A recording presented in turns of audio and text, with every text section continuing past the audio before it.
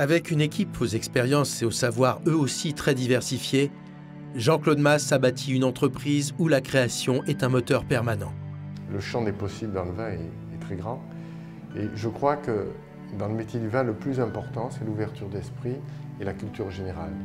C'est une science humaine. Tout ce que je fais, un peu comme chaque entité, elle a son propre ADN, mais elle a un chef d'orchestre qui est moi. Mais je laisse à chaque identité exister par elle-même. Et ça, c'est le premier point. Et le deuxième point que je dirais, c'est l'attention aux détails. Je suis d'une rigueur absolue quand il s'agit de faire attention aux détails.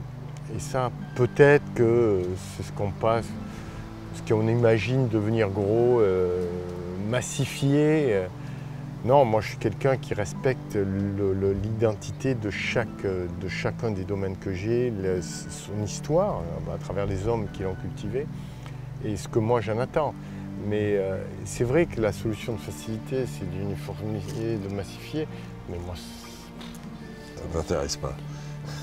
C'est trop lassant. C'est trop lassant. On a toujours l'impression que bon, les terrasses du Larzac montent, le Languedoc monte, mais à côté de la Bourgogne ou de Bordeaux, il y aura toujours ce déficit d'historicité et de prestige. Qu'est-ce que ça, toi, ça t'évoque? Est-ce que tu te dis ce que j'ai appris peut bouger? Pour être quelqu'un de très pressé, qui a toujours voulu grandir plus vite et compagnie, j'ai appris une chose, que pour exister et pour grandir dans l'image, dans la reconnaissance, dans le métier du vin, il faut du temps. D'autant que Jean-Claude Mas ne tient pas à accélérer en acquérant des vignobles déjà réputés. Tu n'as pas jamais acheté des domaines avec une vraie réputation historique ou ça t'intéresse pas, c'est pas. Bon, je sais pas faire ça. C'est mon côté laborieux. Ça. Moi, j'aime bien construire quelque chose de zéro. Mais au final, c'est le terroir qui décide et le consommateur qui choisit. Moi, le chardonnay Viognier, aujourd'hui, on va dire, j'en fais 150 000 bouteilles, mais je ne peux pas faire guère plus. Il y a des plafonds. Et alors, on me demande pourquoi tu as autant de cuvées et pourquoi tu n'as pas une marque avec ça. Tes cuvées, ta Syrah, pourquoi tu ne fais pas 3 millions, 4 millions de... Non, je ne peux pas, je n'ai pas la recette. Parce qu'au final, c'est le raisin qui donne. Là. Quand je fais une Syrah réserve aujourd'hui ou un Syrah Viognier, je ne peux pas aller au-delà et je ne fais pas de compromis. Donc je préfère créer une autre cuvée si je sens qu'elle n'est pas dans la lignée de cette première Syrah Viognier. Ouais. Je préfère faire une autre cuvée. Et c'est là où il faut bien comprendre que la notion de terroir et la notion d'adaptation du vin au goût du consommateur sont intimement liées. C'est intimement lié parce qu'un terroir a une sorte de vin, un vin plus gourmand, un vin plus tendu, un vin plus gras, un vin plus fruité, un vin plus terpénique, un vin plus minéral, va correspondre à des palais différents. Mais on ne va pas adapter le vin en fonction du consommateur. Non, c'est les consommateurs qui vont venir à toi en fonction du vin que tu produis. Moi, j'ai la chance de vendre dans 80 pays, mais les vins que je vends au Japon ne sont pas les mêmes que je vends en Angleterre. Ils n'ont rien à voir. Et pas les mêmes que je vends en Allemagne. Donc, ils ont des origines différentes. Ils viennent tous de toi. Ils viennent tous de moi, mais j'oriente, par exemple, un Cré Ricard. En Allemagne, je galère, je n'arrive pas à en vendre. Alors qu'ils préféreront mon Cabernet Merlot, quoi. Ils préféreront mon Syrah Clos des Murs. Entre un Clos des Murs et un Stécia, ils préfèrent de loin le Clos des Murs. Et tu vois, tu es dans une philosophie tout à fait différente.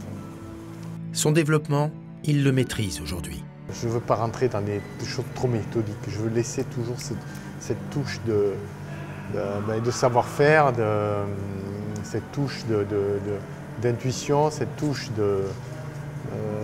un peu artistique, quoi.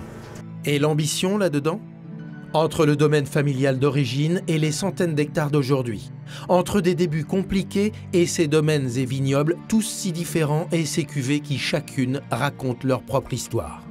Avec cet art de vivre chevillé à l'âme que Jean-Claude Mas a baptisé luxe rural, le parcours de cet homme pressé est impressionnant. Alors je pense que j'ai fait ça pour prouver à mon père que je pouvais faire mieux que lui.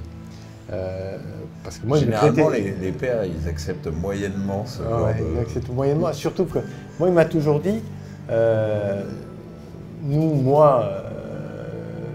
ne fait pas le même métier. Nous, on est des agriculteurs, toi, tu fais du commerce. Ouais. Il m'a toujours dit ça. C'était presque insultant, non? Et c'est un peu insultant. surtout quand on se bat après sur des questions techniques. Il n'a jamais admis qu'on faisait le même métier. Mais c'est ce qui m'a permis d'affirmer aujourd'hui, c'est que dans notre métier, il y a 5 savoir-faire. Il y a la vigne, c'est un vrai savoir-faire. Il y a vinifier, qui est un vrai savoir-faire.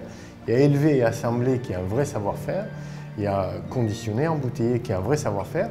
Et vendre et marketer, c'est un vrai savoir-faire. Alors, n'empêche que ton père, il a appuyé là où ça te fait mal, mais il y a plein d'esthètes du vin, de professionnels parfois, qui te font ce même reproche.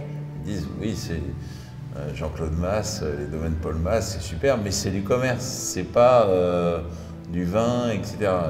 Qu'est-ce que tu leur réponds? Parce que, connaissez-moi un peu plus.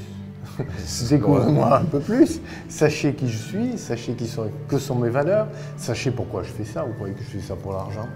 Ça fait longtemps que j'aurais arrêté. Mais même si j'ai pas à me plaindre, mais dans ce métier, pour le faire, ce que je fais, quand je regarde aujourd'hui, l'investissement que j'y mets, la passion que j'y mets, mais c'est jamais pour l'argent, c'est surtout par la passion de ce qu'on fait. Et il y a un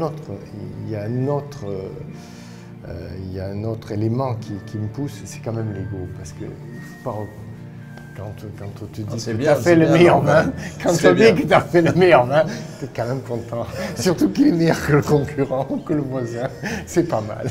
C'est l'esprit de compétition. C'est l'esprit de compétition.